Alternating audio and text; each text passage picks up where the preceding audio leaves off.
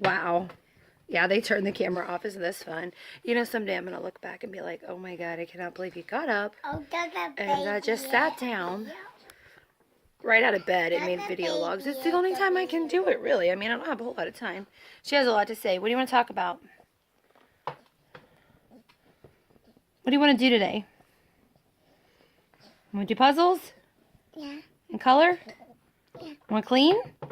Yeah. You do want to clean? Want to clean your room? Yeah. She's being pretty agreeable this morning, so maybe I ought to capitalize on that. Look at my hair. I look ridiculous. Don't use a round brush ever. I don't even understand why they were invented other than to get stuck in your hair and make you look like a poodle. Or like you're auditioning to be in like some sort of hip hop video. That's what I look like with big old earrings and my hair not even done. But anyway, chit chat, chit chat, chit chat. It is Thursday, and today I go to the plastic surgeon where he gets his ass handed to him because I'm having issues. And I don't know a whole lot about it. And yes, I did research. I did understand what I was going in for and all that stuff. However, some of the things that I'm dealing with aren't good. God, what is with my hair today? And he needs to fix them, and he needs to stop blowing me off and telling me that if I would just wait a little bit longer, it'd all be fine. It's not fine. I'm not going to put up with it anymore. So Jamie is coming in with me because he's pretty pissed off about the whole thing too. And yes, hey, guess what? Jamie and I are getting along. Even though after he's been here a while, more and more has come out. And it's only by the grace of God that I haven't freaked out every single day. What are you looking at me about? You like the way a baby looks at their mom like, oh, yeah. Well, hey, who's that? You need a haircut? Oh my God, he needs a haircut. There goes the tongue. Always the tongue. Anyway,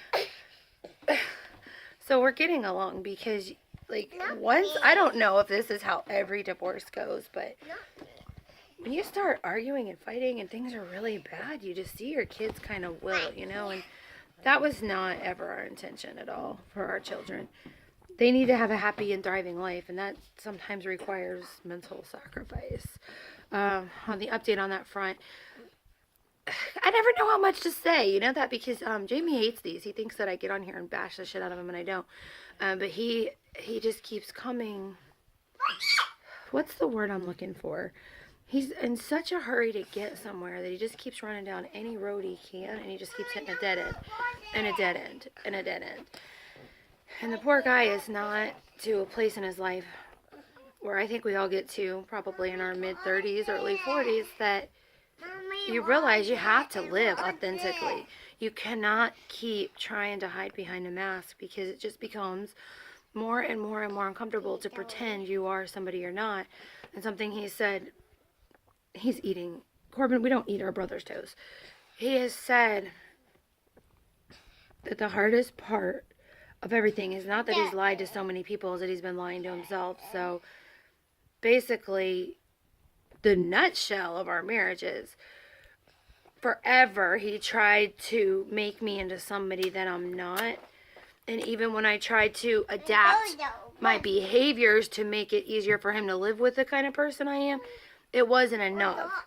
So essentially every single day I was being told, that's great that you're trying, but it's not enough because you don't feel the same way I do. Now, I'll just give you an example. This is a small example of, and it's a very mild one so that nobody gets all upset with me. Jamie is a very physical person, a very touchy-feely person, and he would come home from work and I would either be folding laundry or cooking dinner with a baby in my arms, and I'm just very busy. I'm busy all the time because that's how I keep everything going in this house, is to just stay moving. And I would greet him. I don't want it. Okay, you guys need to stop fighting. They're the same color cup. It's really going to be okay. If not, we'll get you some therapy. Anyway. Mom, and I would always tell him hi, hello. And he, no, it's not old. Oh my God. Yeah, it is. I just poured it. It's mine from this morning. It's not old. Yeah, it is. Oh, is it? Then can I have it if you don't want it? Thank you. I'm going to have that. And I'm going to go get myself more coffee because you guys have drank it all. Oh my God, I'm never going to get through this. But anyway, So when he would come through the door, he has a routine where he goes upstairs, uses the restroom, changes his clothes and all that. And I kind of waited and wanted to chit chat with him about my day. I've been, missing adult interaction too. But his expectation was I would drop everything and give him a hug. If I did that, I would love him. And I forget. I just do. My brain is constantly in a million different directions. So my solution was, that should not just happen. These kids are on absolute rock and roll this morning. You guys, I'm not even going to tell you what he just did. Your foot? What happened? Ooh. Mom, Actually, I should do more vlogs like this. It's like my real life. Okay. Anyway, I'm never going to get through this. My solution to that was, he's the one that comes in and immediately knows he wants a hug. I'm like, stop me. Stop what I'm doing and I will take my time. Just freaking remind me. And he said, no, reminding you means that you don't care about me. And if you don't feel that need to hug me, then we don't have the same feelings for each other. Like, I was always willing to change, like, my pattern in order to make him feel loved or make him feel valued in this family. Like, if I wanted to go out and do anything and it would affect him, I just didn't do it. Or if he was lonely and I just wanted to have a conversation on the phone with a friend, and like, I don't want to paint the picture that I was always on the phone. I'm not. I don't make phone calls very often because, well, as you can see, it's not the most easy thing to do to have a conversation when you're being interrupted constantly. But that was where we went with it. Is he had a lot of demands, and I met every one of them at first. Every single one. If he said something should be a certain way, I took it at face value. I took it as the law, and it should be that way, whether that was healthy for me or not. And again, I don't go into details because I don't want them out there for forever. But our marriage ended when I finally realized if he's not willing to help me be the kind of wife he needed, I cannot change the very essence of who I am. Nobody really can. It's the things that we need to communicate. And then if we need them, we need to go for them. I would never, and it's not the situation where I would be like, I'm so busy, don't touch me, don't hug me. I would drop what I'm doing and hug him back. Maybe follow him around like a little puppy dog while he got change and talk to him. He wasn't rejected, but he said it was rejection. And that was even in our intimate relationship I mean, come on, hello guys. I have been pregnant and nursing for how many years? There are times when your drive is just like, but I would read books about how men's bodies work and how they need it. And I would tell them, it doesn't always, I understand you need me to desire you. Sometimes I do, sometimes I don't. But if I don't and you do, we'll work on that and we'll get to that point. Sometimes you got to rev the engine a little bit. But his feeling was, if I didn't have that sexual desire for him, like, I didn't love him. And that's not true. He's finally to a place where he realizes love was actions. It was willingness to do things. It was keeping the house clean and keeping the kids, going and living a life together. And it just wasn't enough. And it wasn't enough for many, many years. And it wasn't just this whiny thing. I mean, there was, if you don't do this, I'm going to make your life hell. And I've already gone into all that. But he's finally to a place where he realizes that that wasn't the way to do it, and unfortunately, came a little too late. I'm losing my mind. Oh, Emmy, look, smile. Kick your brother's butt. Would you stop? Will you literally just stop? Oh my God. That's my morning. Hey, he's happy, doing something right. Anyway, nutshell thing again is that we're moving forward, but we know that it's not a romantic relationship. And what's really hard is having the Christian faith. And there's all these people around that want to say, oh, for the glory of God, your marriage will be restored. That's not the glory of God, guys. We have major fallout. We have major baggage between the two of us. That we can get along for our children, that's the testimony to our faith. We will be living together. We're going to try to, actually, we're really, really discussing building a house that's custom. So he has his side, and I have my side, and we can come together in the middle, because we're not just interested in being cohesive for our children, but our grandchildren too.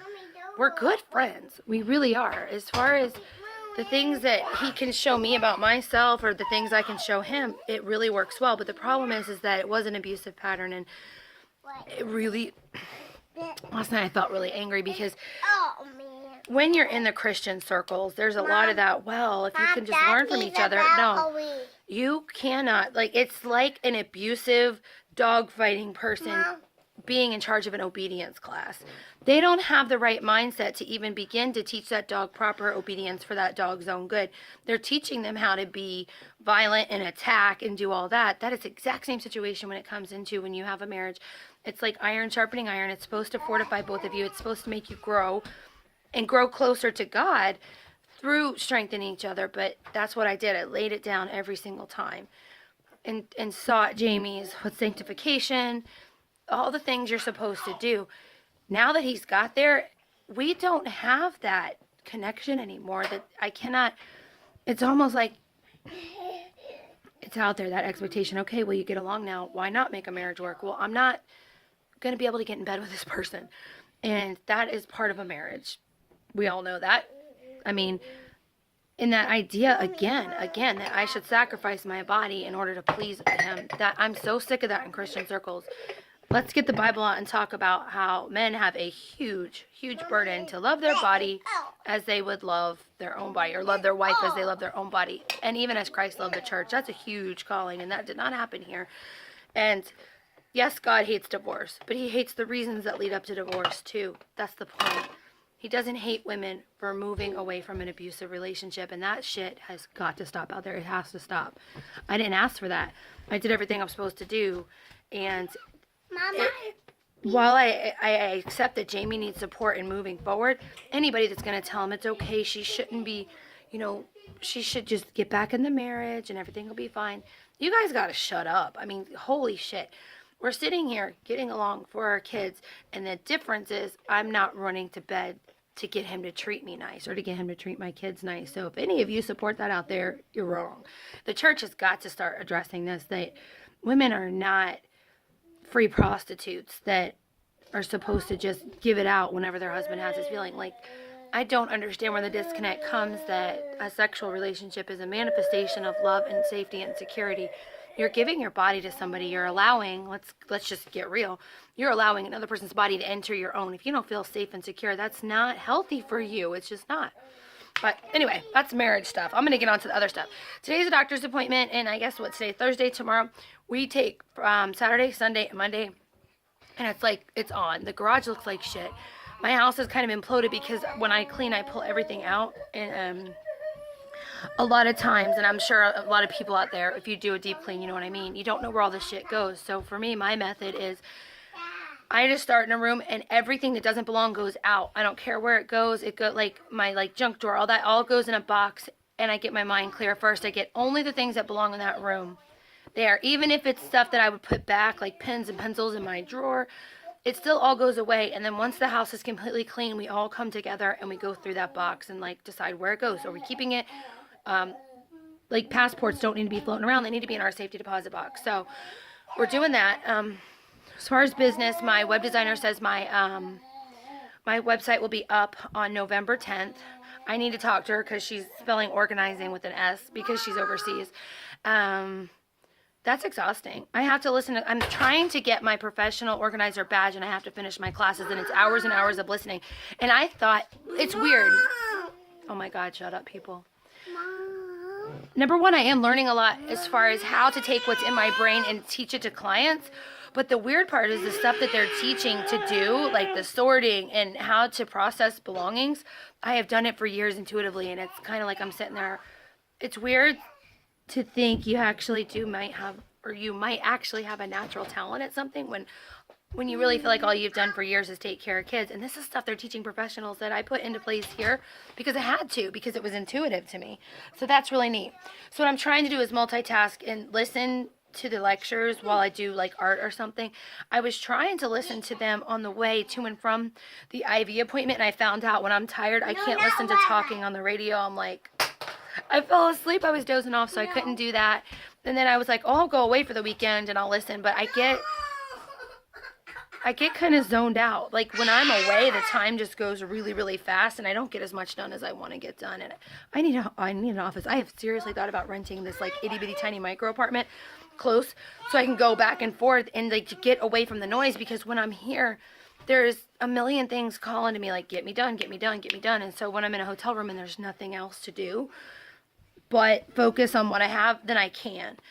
Just here, I mean, there's always laundry to fold. There's always dishes to do. There's always, babies to love on. And there's just all this noise. And so when we move, I need a space that I walk into, and the only thing that's being asked of me is to do my work. There's that. Matthew's gift went really, really well. And when we move to Statesboro, I hope to get in their hospital and then the Savannah hospital, and then we will still do the yearly donations here because it's not a horrible drive, and I can meet Pam and do all that good stuff. And so we have Matthew's gift, the organizing business, homeschooling is like right now. The girls do it online, but I really need to get back with a really solid routine. When Jamie was gone, I knew it was just me, and I had to be on top of things. And since he's been back, it's been a cluster, and that's okay. It's everything. Kyle moved out. Jamie moved in. We're moving rooms around because, we don't share a room, obviously, together. He sleeps with Eli. And then doctor's appointments and the horseback riding lessons and dance and art and all this stuff's going on. And I had it all plugged in really, really well, but now it's not. So I have to go back and redo all those schedules. Holy crap. That's okay. I'm good at it, but it takes time to sit here and think, okay, what needs to be done? When does it need to be done? How often does it need to be done? Who needs to do it? So that's what's going on. Oh my God, you guys got to see this. What you doing? What do you got? A baby. Okay, you're choking him. Let go. I'm not doing. You loving him? Okay, and I'm going to sign off with one thing. That baby down there you just saw is 6 months old, and yesterday he pulled up on my bed, pulled all the way up, stood up, and let go. He's 6 months old. That is way too fast for him to think he's even going to try to start walking. And if he does, oh my God. You guys, Noah, Corbin, Joan. I don't know if I can handle it. I don't know if that would qualify me for pharmaceutical calming medication. But oh my God, I don't need another 10-month-old walker because that got me in trouble last time. Anyway, today I'm going to find out if I can finally freaking start exercising for real, or if not. Oh, and I did lymphatic massage. They're like making new pathways in my body for lymph drainage. Google it. It's disgusting and fascinating. And yeah, that's what's happening here. Corbin's now up on a stool getting into stuff, and I have to go give him a bath first thing this morning and try to replenish my coffee because they drank it all. So that's what's going on here. I think that covers it. Beautiful chaos, like I always say, and more ranting about things that piss me off. I'm sure more of those are going to be coming up, but progress is being made on all fronts, and generally pretty happy, healthy, crazy, terrified, and optimistic all at the same time. And I hope that part of that applies to you guys, at least the optimistic part. So I will see you guys next week.